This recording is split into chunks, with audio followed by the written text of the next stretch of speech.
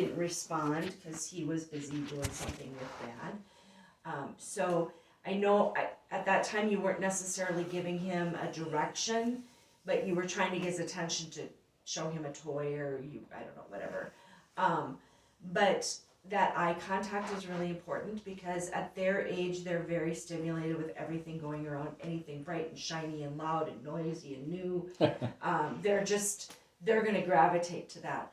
So getting down on the level of them, kneeling down or sitting down and getting there where they can actually see, and then that while they're looking at you, that you have their attention. Sometimes I've even told kids, I need you to look at my nose. And so while they're looking at me, they can, it's a focal point. Yeah, in the focus, yeah. Yeah, just a focus. So they're just at that age where you can tell them something and there's just so much going on. My boy does that. When he talks to his boy, he gets down. Gets down on their level. Yeah, like his head's almost the same height as his Yeah. boy's. Yeah. He'll squat way down and Yeah, and I think that he'll do it at a restaurant, wherever. Yeah. Oh, we went out to eat. I've seen that too with people, and it works. I did that with my kids too. Mm-hmm. Sitting down, kneeling down, sometimes even gently, like holding their shoulders, or Mm-hmm. I've done that. Look at my nose. Just to get their physical attention. Yeah. Our directions definitely need to be clear. Details about what we want them to do. When I worked in a school, if we told the kids more than often, if we said don't run, they heard the last word run. Mm-hmm. It was they just didn't connect what we wanted them to do. So this is hard. We have to train ourselves to stop and think, what do we want our children to do, not what do we not want them to do. So phrasing it real clear of what expectation or the direction you want them to do. And the other thing too is their processing speed is a whole lot slower than ours. Kelly can give me a direction and I'm hoping within a second or two I can figure out what you're saying. Yeah. But Tiffany and Johnny might not be able to figure it out that quick.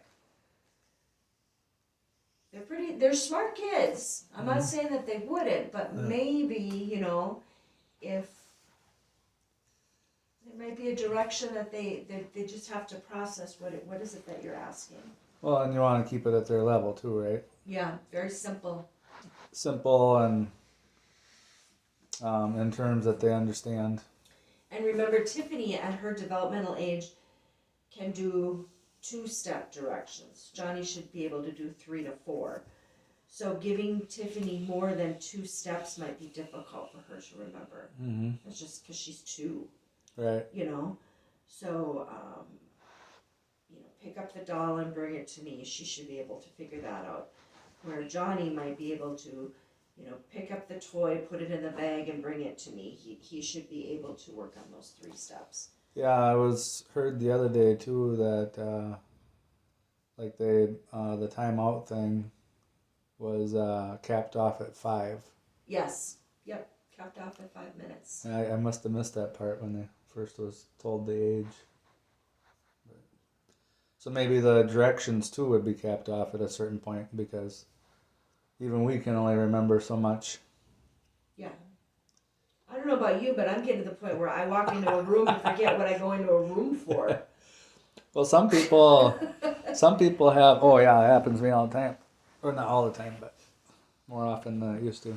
But some people too, like when they write up their goal list or task list, I call it top 5. But some people believe in only having a couple things on that list. Mm-hmm. But some people will go up to 5 or 6 or whatever. Yeah. Oh, I see what you mean. Yeah. So, I mean, sometimes more is not better. Right. I was working for a drywall company one time, and the guy tried to carry a bunch of scaffolding, and it slipped off his hand and hit him in the head. And it was pretty heavy. It hit him pretty hard, so he had to kind of just pause for a while. Then after that, he says, "Yeah, sometimes more is not better." He says. Oh boy. Carry fewer things and not get clobbered in the head type of thing. Yeah, I think fewer, especially with Tiffany and Johnny. Now, Fiona is going to be different. She's older. You know, is she 8? No, how old is She's she? gonna be 8. 7. Yeah. Okay. She'll be 8 in She was February. 6 when she Tony will be left. 9 in January. She was 6 when she left, and she's 7 now. Okay. Yeah. So she certainly would be able to have multi-step directions more so than Johnny and Tiffany, but it's all appropriate to age, and then making sure that we are explaining what we want them to do. Compliance, you know, are they following through with it? We are a proponent of prompt consequence. You know, one prompt, hey, I asked you, you know, we're going to put the toys away in the cabinet. If they're not following through, prompt again, you know, letting them know what you want, the behavior you want, but then warning them that if they don't follow through, there's a consequence.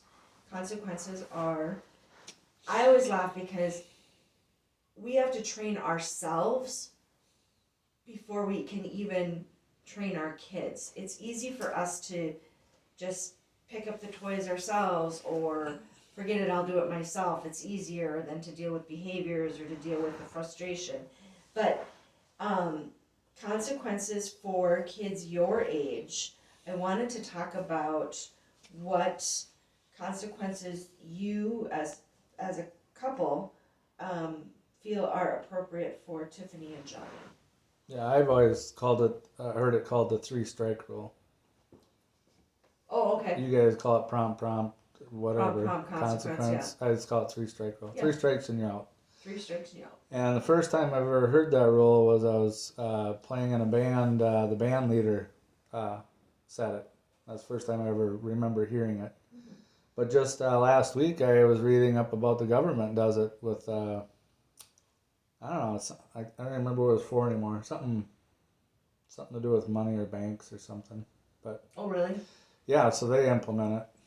And I think somebody else is starting to implement it too, or maybe insurance companies or. Well, I think it's important, especially with kids, by giving them 2 prompts, because maybe they are processing it slower. Maybe they, you know, you're giving them another chance. It's also allowing you to restate what you expect to have, you know, your expectations. So every parent is different. So if you had to impose a consequence because Tiffany or Johnny or Fiona, 3 strikes and you're out. so what would the consequence be? Let's say, let's do the littles first. What are some consequences that may happen if they don't follow? Can't play with that toy right now.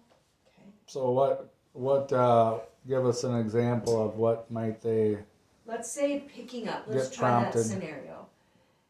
It's getting time to go. No, let's not do that one. Let's say picking up toys, but they want another toy out of the. Gotta pick up this one first. Mm-hmm. Pick up your own mess. Yep. So you lock up the cabinet. They don't get the other toy. It's 3 strikes and you're out. Perfect. I like that. What about? And maybe even take them other toys away. Okay. What about if So no toys. there's some physical aggression, and Time out. you prompt them once? So here's you prompt them once and letting them know. Would you say we don't hit, or would you say, how would you phrase it in a positive? Please stop hitting me. Okay. Well, now you're saying the hitting word, Yep. which and Kelly's Please right. don't do that. your Think about what Kelly's saying. He's your right. your subconscious mind. I mean, it's okay to focus on what you don't want at first because that makes you realize what you do want. But sometimes those You words. could distract them to. So you know, what like is the what dishes. is what Listen is to Kelly, he's on it. so what is the behavior that you want them to do? Be nice. Gentle. Yep. So how would you phrase that? Gentle hands. Okay. So if Johnny or Tiffy, whoever's hitting whoever, so you would phrase it to, Gentle hands. you would tell them we need gentle hands, or we use gentle hands, or okay. Gentle touches. Okay. So phrasing that, and Kelly, you're exactly right. That's the point, is figuring out what it is that you want done. Yeah. I mean, there is the point of realizing, you know, where you're at, identifying the problem, and then moving towards that solution. There's different parts of it, but I think too, so textbook, yeah, there's a way to parent, but there's also reality. My child runs out into the street, into oncoming traffic. My reaction is going to be very quick. They will be grabbed, they will be brought back, and I will be honest, as a parent, and would be so afraid of them getting hurt. I know I would say, we don't run out. I know I would. That would be just the way. well, like my dad when I was younger, I already told you the story, but he yelled my name really loud before I hit the street. Ideally, they would have got ahead of me and not let me get away from them and run towards the street in the first place. Yeah. But he did catch me before I hit the street. And then, like at our house, I was talking to her about the kids. I think when she parks at the end of the driveway, the kids like to run around the car, and then Let's see, there's really no good way with our driveway. Yeah, you can move the gate and then park up by the house further. But so if you can get ahead of it, is actually the best way. Yep, absolutely. And of course, you're not always going to be able to get ahead of it because that's life, right? There's little surprises that happens, and those kids are quick, and there's always that first time. Now you catch them out on the road the first time, you know, shame on me. But then, yeah, if we can park that van up by the house more, because Johnny isn't typically the one that head down the road. That was more of a Tony thing. Yeah, And then Fiona would follow Tony. So they like to just run around the van? Yeah. Well, and if the bumper, because we got that fence set up sometimes, so if the fence is there, she can only go up to where the fence is, and then her bumper is even with the edge of the driveway by the mailbox. So then they go out in the road, yeah. And they're running around the vehicle thinking it's funny, and then that's where they can get out onto the road. That's where I've noticed it.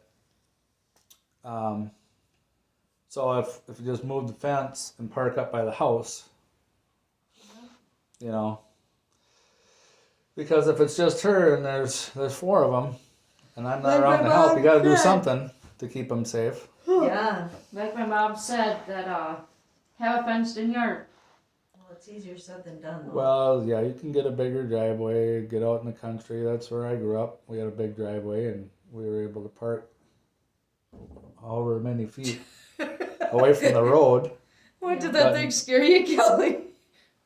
So, and I am working the real estate, so it is possible that we could eventually get into something a little nicer. It was funny. All you did was bump the thing. He's like, what? Even living in the country comes with its own. I raised my kids in 24 acres up in Duluth, heavily wooded acres. And the day that I lost my, he was probably, my youngest was about 5, was outside playing, just exploring, and Vanished? vanished. Oh, And that was the scariest feeling, because all of a sudden I'm thinking of all these news stories about kids being abducted, Yeah. and this was a while ago. oh yeah, my kids are all different grown era. up. Yeah, exactly. Probably no cell phones. Well, no, we had that was when they first Oh, there started was? coming in, because he'd be 22 now, Okay. and they're so fast. Oh, yeah. The one's still younger than me. We got away from my Jeez, mom I once feel too. old. Your kid's only 22. My oldest is 32. So you But I found? mean, the one's 22. It's like, geez, it makes you feel much older. So you found him? Yeah, he was playing in the woods. He was Not fine. far, but you can't see, but The woods can hide you, boy. yeah. Yeah, we got away from my mom once too. Neighbor found us and brought us home and Oh boy. gave my mom the riot act. Oh really? Oh yeah, he was not happy. Well, she kind of had it coming a little bit. I mean, supposed to be watching those kids, and we got away from her. But Yep. And kids are kids. I think all of us as parents have gone through I had Tony, another, oh my goodness, he was a fast runner. Me and Kelly couldn't catch him by foot if we tried. I had another child that decided he thought it would be funny to hide in the clothing racks at Walmart, and I couldn't find him, you know. And so you're like, Oh but I no. had 3 children with me. I'm shopping at Walmart. He decides to sneak off, and he thought it was funny, and it's like, you know, in your heart again. Yeah. I think A lot of kids do that funny stuff though. They like them clothes at Walmart. but you know what's really scary is the society that we live in is it's not safe. You know, it's different. You and I, Kelly, were raised in a different generation where we were gone most of the day growing up. I mean, Oh, right. I remember riding my bike all day long, coming home for lunch, coming home for supper. You know, I don't know about you, my parents just trusted the neighborhood, and we just, I don't know, it was different. It was There a wasn't- different time than Wasn't it is as now. much meth. Yeah, and For now one we have thing. so many strangers. Our cities are bigger. There's a lot of Everything's crime. changing. Yeah, and having our kids, you know, my grandson is 8. My daughter says, I'm scared about letting him go to the park to play down the block by himself. I'm like, you better. Yeah, I would be too. You know, we do live in that time. Well, part of that too is these smaller towns. I grew up in one that was in Cadat there, and things don't happen as often as those bigger cities, but they still happen. You still do, yeah. It's just so few and far between that people. Yeah. Wasn't there an Amber Alert out? You were telling me. Just A recently. while ago. Just recently, wasn't Oh it? yeah, I have a friend, his little sister Braden, she's only 13 or 12, and somebody grabbed her at the Goodwill in Rice Lake. In Rice Lake, Mhm. Yep. did they find her? I haven't heard yet. He hasn't said nothing. Oh wow. Yeah. Yeah, and his other stepsister, she went down to the next door from Goodwill, and somebody else almost grabbed her, and she screamed, and a lady came and saved her. So this is perfect segue into expectations. We're gonna set up expectations with our kids, right? But she So- let out a yell saying, help me, and a lady heard her and got her out of the situation. So if we set up those expectations, practice them, when, you know, our goal is reunification, you're going to be, you know, if that goal is reached, you're gonna have 4 kids. You know, when Kelly's there with you, you guys will co-parent, but otherwise, It's going to be Kelly's solely there, on me. it's gonna be with you when Kelly's working. There'll be times where you'll have to go to the gas station or the grocery store or the park or something like that. And that's why these following through with these expectations are important, because it's not only just to maintain a sense of control, it's also to keep them safe. And like I said, there is no safety issue in my mind from walking without, you know, walking back and forth and having them run. That's not why I'm having you guys do it. I want to give you a controlled environment to practice it. So let's go back to like if there was some aggression and you rephrased it that you want them to use gentle hands and they didn't, what would a consequence be? What would be something that you guys would impose as a consequence? We could take away some of their fun activities. Okay. What else could you do? You can do timeouts. Timeouts. You can put them to work. There's Have them do you dishes. can have Separate them. them. You can have them show an act of kindness, like rub their back, instead of hitting them. I like that because you're teaching, you're modeling. Yeah, What- if you what- could That's a touch good them idea. nicely, then that shows them, hey, this is Or- how you act. Or why was she smacking them in the first place? What did she want? That's right. But she's having a hard time talking, so. Yeah, because every behavior is communication. And then the positive reinforcement for doing good. I think that's what Yeah. the doctor recommended with Tony, was only positive reinforcement, not so much the negative. Right. Right. Which I'm more of a believer in that too. I go back to my 3rd grade teacher when we were kids, and it's a different setting in school, perhaps. You're a teacher amongst a lot of kids. But anytime there was a problem, and I was somehow got into the club of the problem, but he would, so his, I don't know, did I ever tell you that? No. Never Yeah. heard about. He like my favorite teacher ever, but so he had a system of positive reinforcement. Was he had these little paper tokens? I don't know how he made them. Must have printed them or something. But they were little circles and they had little smiley faces on there. Anytime you see some kid doing something good, could be little, something little or big, he'd say, "Here's a token." He'd hand them out personally, you know. And then he had a shelf in the classroom, and he had little tiny inexpensive trinkets all the way up to, I think it was like a $30 radio or something. So we had the option of trading these tokens in. We could trade a couple tokens in for one of the less expensive things, or we could save them up all year and get the bigger one, you know. So that was his positive reinforcement. So we get these tokens, and then the negative. I don't know if you really call it a negative, but he would, like for example, we would be talking in class and disrupting the class. So after class, he'd sit us down, get down to our level, and explain. Okay, well, we got this going on. It's disrupting class, and then he would ask us, the kids, what can we do to solve this? What can we do to fix this? So he'd get input from us, and then a lot of times we wouldn't come up with. We'd have some good ideas, but so it was a co-solution with the teacher and us. Mm-hmm. So like during class, we were disrupting class, so he came up with the hand signal, something like this was the hand signal. I think we told him what the signal was, and he's like, okay, how about like this, or whatever the hand signal was. But so without saying a word while he was teaching, he'd be doing on the chalkboard, and we'd be acting up, and we told him, or I told him, I said, I said, I don't even realize we're doing it. We're just having fun, We don't even realize we're starting to do that behavior. So he said, well, we got to have a hand signal then. And so he would do the eye contact with us, and then do that across the chalkboard. He never said one word, and we straightened right up, because we respected the guy. And so, Good teacher.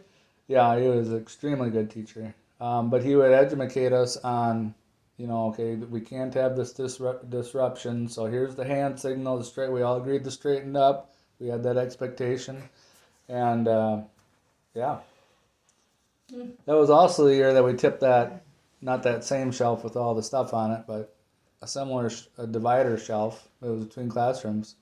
Tipped that over, and it crushed the metal garbage can. And if the teacher would have been sitting in the desk, it probably would have killed her. Oh my goodness. Well, it crushed that metal garbage can down. There's a lot of weight. A lot of things happened in third grade.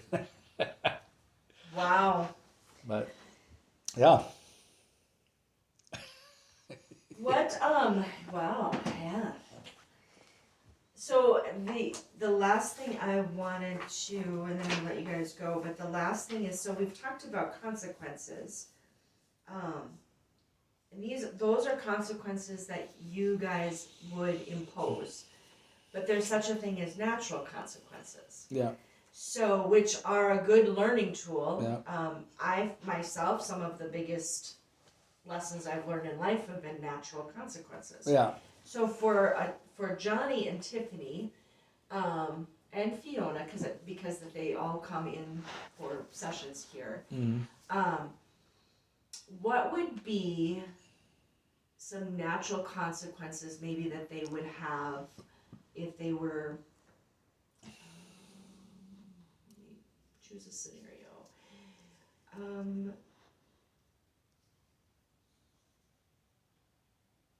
Johnny playing magnets on the floor, and you have given him a direction of moving the magnets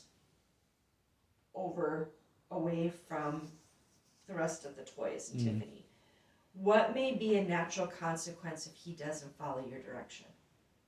Toys could get mixed up on the floor, and so it's not organized. I see a natural consequence also of little Tiffany wanting to come in and play what he's doing. I watched And him. he gets mad. Yeah, I watched him with you, Kelly, and he was like so I don't know what you guys were making, but Yeah. he was doing what you were doing, and Tiffany came over. Tiffany would come over. So natural consequences, you know, if you've given a direction and he hasn't listened, you give a direction again and he hasn't listened, and you said, you know, if we don't move this, Tiffany might come over and want to play, or may, you know, Break it. or something like that. Another thing could be if let's say you're at the table and you have juice and the kids want to drink the juice out of the bottles, and you have given the direction that you're going to pour it into a sippy cup, and they're still grabbing for it, you want to, and let's say they're grabbing for it before you get to it, what may a natural consequence be? What would happen? Just think in your head, Sam, picture it. Tiffany's grabbing the juice, the apple juice, and she's not waiting for you. You've asked her to wait because that's what you Then want you to make do. her get her drink last, and then Johnny can get his for being so patient. But what could happen that would be a natural consequence? Not something that She you would could spill it. She could spill it, yeah. And then if she spills it, It could be a mess. yeah. And your kids don't like stickies and messes. They don't, yeah. So there's Especially Johnny, he really gets mad. So when we give our directions, there's going to be times where there's natural consequences and there's parent imposed consequences. You guys get to, you know, those learning, you know, like Johnny with the toys on the floor, and he decides he doesn't want to move. I would guarantee that after a while, when his creations get broken, he's going to figure out that mom and dad are right. Yep. You know, so that would be a natural. You guys wouldn't even have to impose a consequence. Mm-hmm. He would just know that, man, I gotta move this. Another, you know, I think of kids that go to doors, you know, and when parents have said, we need to stay in the room, and of course, if we want them to be safe, but I've seen children that have opened up the doors and gotten their fingers pinched. Mm-hmm. That's a painful natural consequence. You Yep. wouldn't necessarily need to impose another one on that. That's a learning thing. So just be mindful of natural and imposed consequences. Yeah, there's I think I read that off a fortune cookie one time.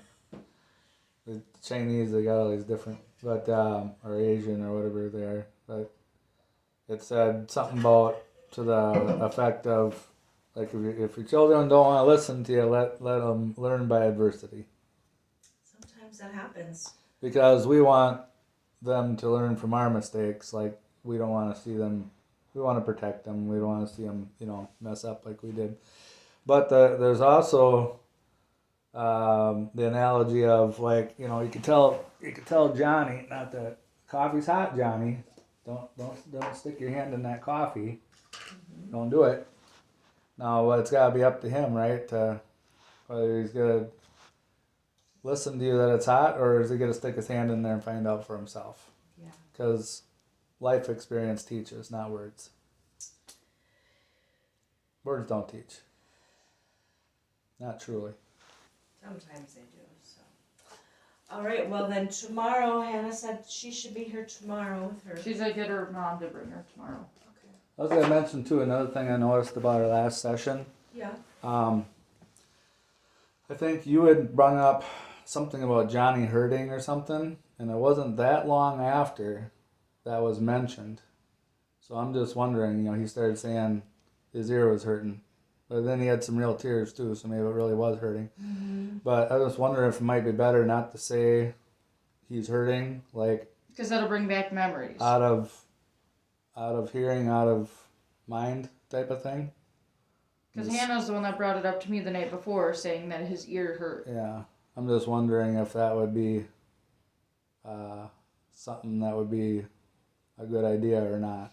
I agree with you because it's almost like you're putting a thought into it and it had Well, imposing a thought, or if you can distract somebody, but if he's feeling good and everything's going well, he's already distracted. He's already thinking about toys and whatever he's thinking about. But yeah, maybe if we just don't mention him hurting, that won't trigger something with him.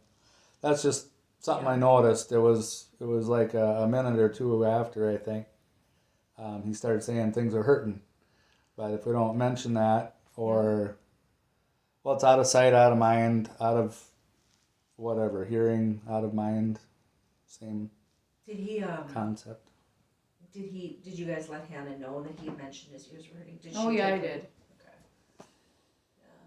She said she was gonna give him some Tylenol when she got home, and then they're going up to Fiona's. So, Well, and we got to try to help her buckle the kids in too, because oh boy, they're a handful. Do they last still unbuckle themselves? they can fall right out if they're not buckled in. So it's like we just got to stay there till she gets them buckled in, and then I think it's, and like I asked Sam to do it because I had to get to work that day.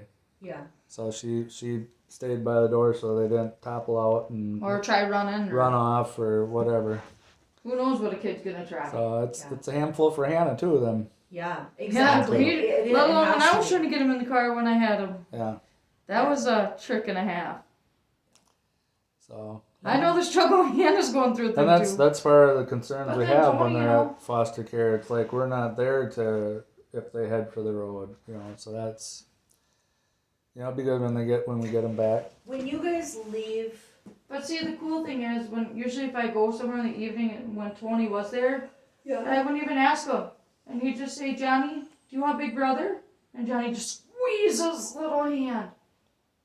And I never even prompted Tony to do anything. He just asked Johnny at a random, "Do you want Big Brother today?"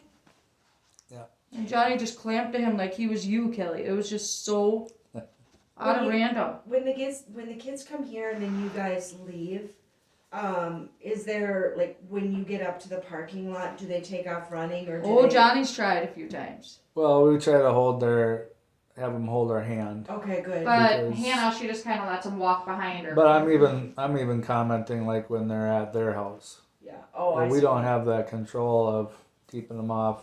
Not to say they're running out on the road or anything, but everybody's got a driveway, everybody's got a road, Yeah. you know. So I mean, there's always something. Yeah. I just like having them at home where I can See him. try to secure them my way and Well, you know, that's know our they're a goal, little, right? little That's- safer, yeah. That's our goal. Yeah. So we're headed Well, in have a that good Halloween, Christy. direction's a good thing. Shut. Christy's like Halloween.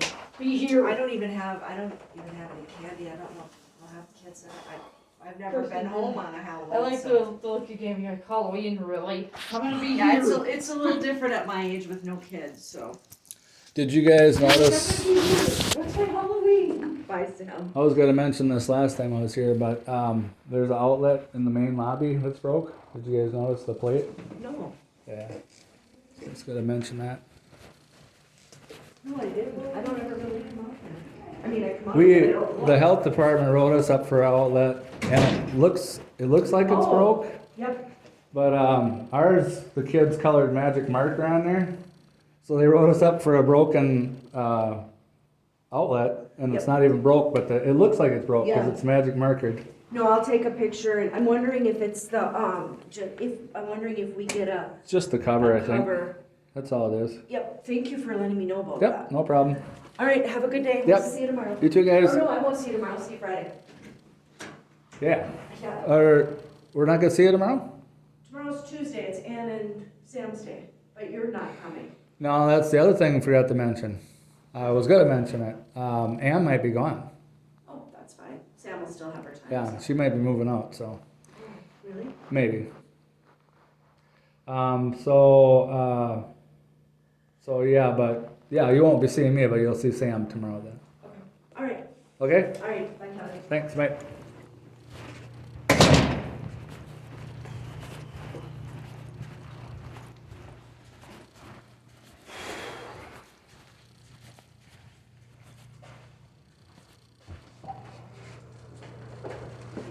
Good morning.